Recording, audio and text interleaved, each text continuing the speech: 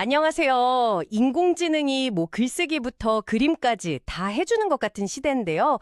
오히려 이럴 때 읽는 능력이 중요하다고, 이게 미래를 좌우한다고 주장하는 책이 있습니다. 신종호 교수님의 읽는 아이가 미래를 지배한다. 오늘 이 책 보도자료랑 관련 FAQ 보면서 AI 시대에 왜 문해력이 중요하고 또 왜 하필 책 읽기가 열쇠인지 같이 좀 파헤쳐보죠. 네, 안녕하세요. 정말 흥미로운 주제인데요. 요즘 AI 덕분에 정보 얻기는 정말 쉬워졌죠. 근데 그 수많은 정보 속에서 진짜 나에게 필요한 걸 가려내고 또 그걸 내 걸로 만드는 능력.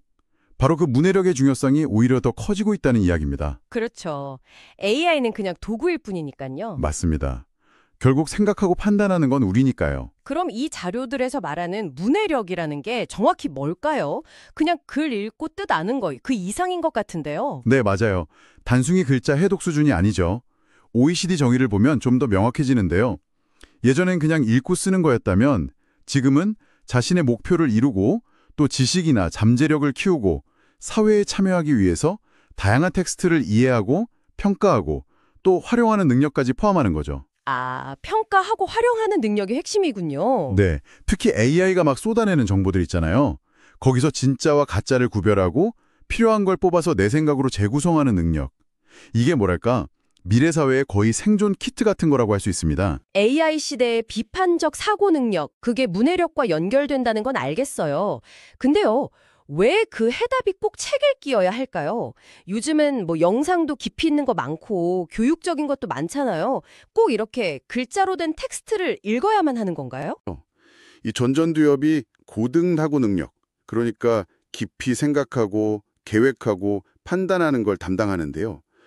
놀랍게도 영상을 그냥 볼 때보다 글자를 읽으면서 문장 구조를 파악하고 의미를 곱씹을 때 이 부분이 훨씬 더 활발하게 움직인다는 거예요. 단순히 정보를 얻는 걸 넘어서 뇌를 어떻게 쓰느냐, 어떻게 단련시키느냐의 차이라는 거군요. 네, 그렇죠. 정보의 형태 자체가 뇌의 다른 영역을 자극하는 거죠. 그래서 에디슨이 영상기 발명했을 때 이제 교과서 다 사라질 거라고 했는데 100년이 지나도 여전히 책이 건재한 거군요. 맞습니다. 기술이 아무리 발달해도 우리 뇌가 정보를 처리하고 깊이 생각하는 기본적인 방식은 잘 안 변하는 거죠. 신 교수님은 영상이나 게임처럼 바로바로 재미를 주는 걸 패스트푸드에 비유하세요. 도파민이 확 나오죠. 반면에 독서는 좀 느리지만 깊은 만족감, 세로토닌을 주면서 뇌를 건강하게 만드는 건강식이라는 거죠. 아, 패스트푸드랑 건강식이라 비유가 재밌네요. 네. 그래서 디지털 자극이 익숙해진 우리 뇌에 이런 아날로그적인 경험, 그러니까 독서가 꼭 필요하다는 주장입니다. 흥미로운데요? 근데 또 현실적으로 보면 요즘 아이들이나 뭐 어른이나 책 잘 안 읽는다는 얘기는 계속 나오잖아요. 쉬운 단어도 막 오해하고 긴 글은 아예 읽기 힘들어하고 이런 문해력 위기, 이게 정말 심각하다고들 하던데요. 네, 맞아요. 그게 참 역설적인 문제입니다. 디지털 기기에 익숙해서 정보는 정말 쉽게 얻는데 정작 가장 기본적인 삶의 능력, 그러니까 그걸 제대로 이해하고 활용하는 능력은 오히려 떨어지고 있다는 경고죠. 정보의 진위를 판단 못하거나 그냥 겉핥기식으로만 받아들이는 경우도 많고요. 학교 교육도 좀 문제가 있는 게 너무 평가 위주로 가다 보니까 아이들이 책 자체를 즐기기 어려워하는 면도 있고요. 그럼 이 문해력 위기 이거 어떻게 풀어가야 할까요? 학교만으론 부족할 것 같고 역시 가정에서의 역할이 중요해 보이는데요. 네, 신 교수님은 아주 단호하게 말씀하세요. 문해력 발달에 가장 강력한 선생님은 부모의 일상적인 모습이다. 결국 부모님이 먼저 책 읽는 모습을 보여주는 거, 그 보이지 않는 교육의 힘이 핵심이라는 거죠. 보이지 않는 교육이요? 네, 억지로 읽어라, 숙제다 이렇게 하기보다는 그냥 거실 같은데 책을 자연스럽게 두고요.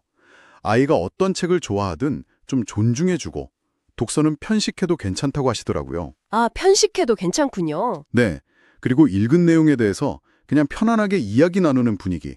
정답을 찾는 게 아니라 넌 어떻게 생각했어? 이렇게 물어봐 주는 거예요. 그 과정 자체가 문해력의 기초가 된다는 거죠. 듣고 보니 진짜 부모가 거실에서 계속 스마트폰만 보고 있으면서 아이한테 책 좀 읽어라 이러면 참 설득력이 없겠네요. 네, 바로 그겁니다. 환경과 모범이 중요한 거죠. 결국 핵심은 그거군요. 그렇죠. 문해력이라는 게 단순히 글자하는 기술이 아니라 세상을 이해하고 내 생각을 만드는 힘이니까요.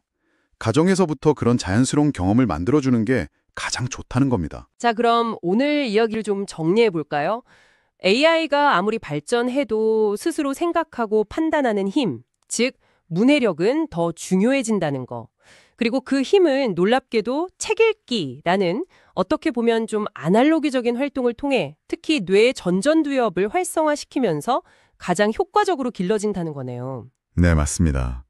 기술이 막 변해도 변하지 않는 우리 뇌의 작동 원리가 있다는 점, 그리고 독서야말로 우리 뇌를 업그레이드 시키는 가장 확실한 방법이라는 점. 이게 오늘 저희가 살펴본 자료들의 핵심 메시지라고 할 수 있겠습니다. 네. 오늘 저희 이야기를 들으시면서 여러분은 요즘 어떤 텍스트를 주로 만나고 계신지, 또 그걸 얼마나 깊이 읽고 생각하고 계신지 한번 스스로에게 질문을 던져보시면 어떨까 싶습니다. 어쩌면 지금 여러분 손에 잡히는 그 책 한 권이 미래를 위한 가장 확실한 투자가 될지도 모르겠습니다.